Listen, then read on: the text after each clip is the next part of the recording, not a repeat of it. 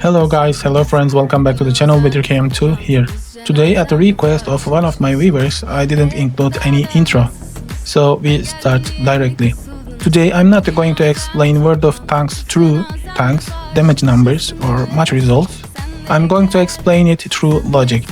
This is not an OP tank video, this is not a lost match video. This video is about the difference between how the game is perceived and how it actually works. While you are watching a nice T803 tank video, I want to make a few explanations. I want to share my ideas to my viewers. To explain this, I will use a very simple example. Imagine an entertainment center, something like Disneyland, For example, a place where hundreds of thousands of people come to have fun. A massive place with many employees, constant maintenance, and millions of visitors. If I told you that maintaining this place costs nothing, would you believe me? If I say everyone can enter for free and play as much as they want, but some of them can pay if you want, and I opened this place to make money anyway, and I will give some features to those who pay, but paying actually makes no difference and everyone will be treated equally. Would you believe that? If I said there is absolutely no difference between winners and losers and paying players and non-paying players, would you believe that? If there were no difference, would you pay for it?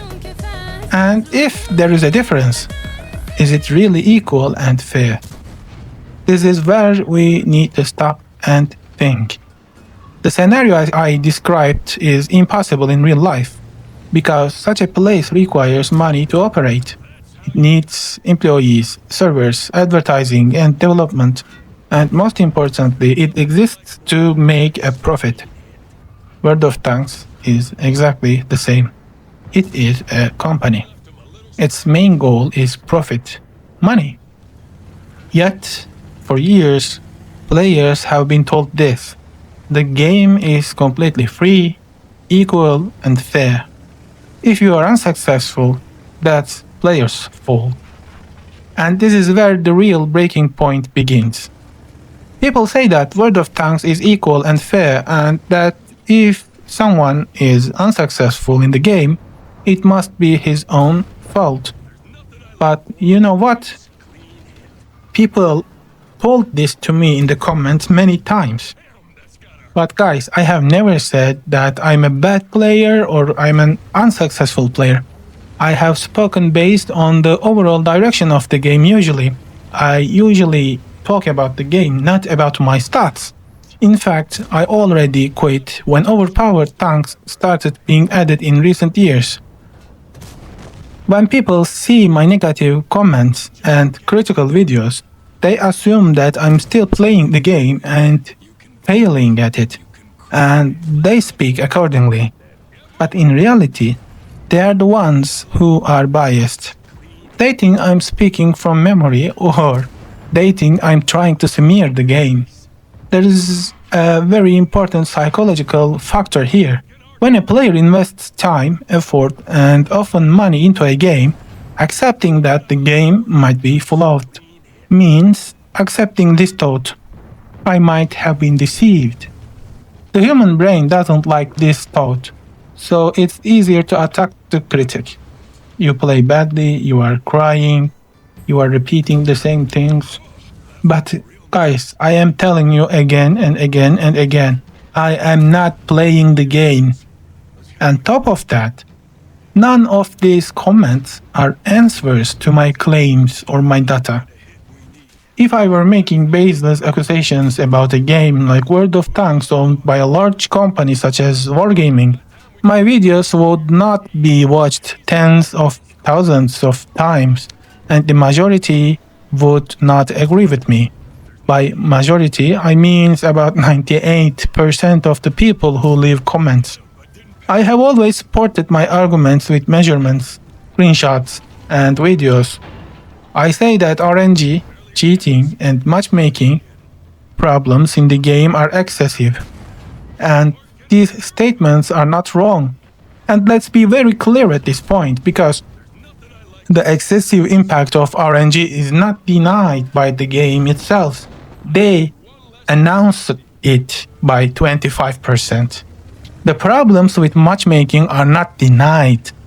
The game tries to fix these issues with every update because it's known that these problems exist. I say that the game is not balanced purely for money, because if everyone were truly equal, bad players would be always bad, and they would always lose constantly, and they would quit the game. The RNG system exists to give them some hope. This is also something Wargaming has explained.